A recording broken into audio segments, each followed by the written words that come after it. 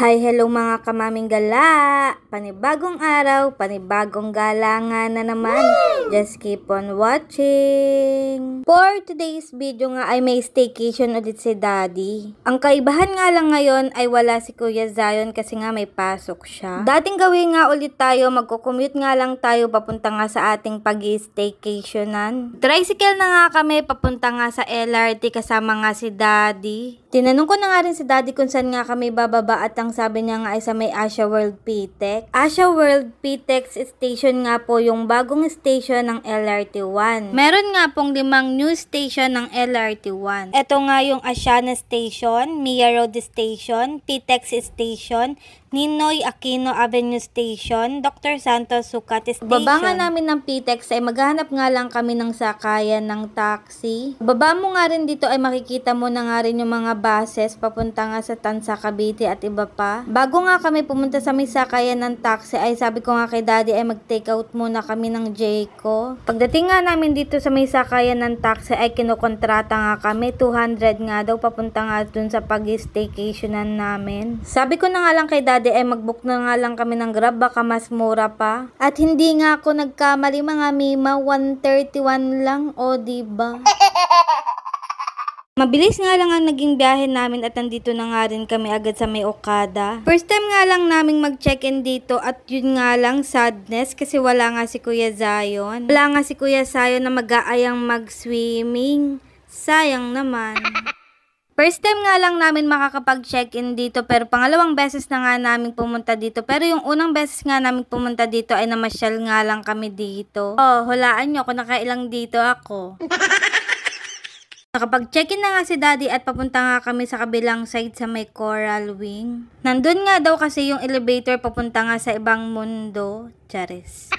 Binilisan na nga namin ang paglalakad namin at excited na nga kaming makita ang aming room. Pakita muna ng mukha ng excited.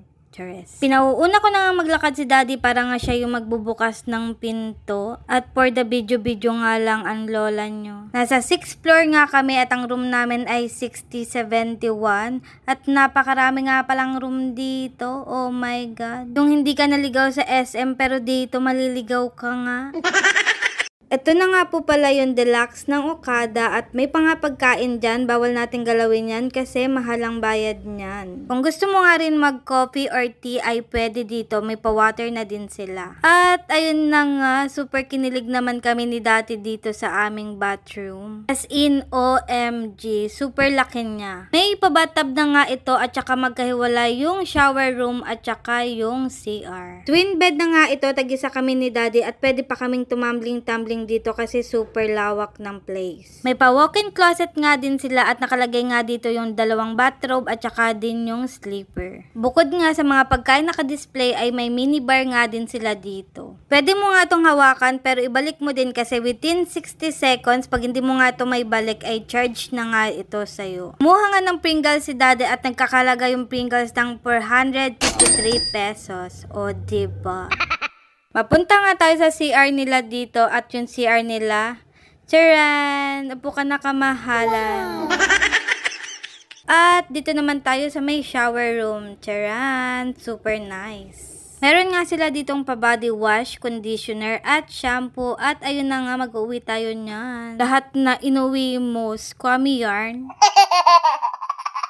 Meron nga din sila ditong pa-soap, pa-mouthwash, pa-toothbrush, pa-lotion at iba pa. Pagkatapos nga namin masettle yung mga gamit ay nanood muna nga kami ni Daddy habang siya ay nagtatrabaho at ako naman ay nagpapatulog kay Batang Gala. Maganda nga din tong napanood naming movie, The Curious Case of Benjamin Button.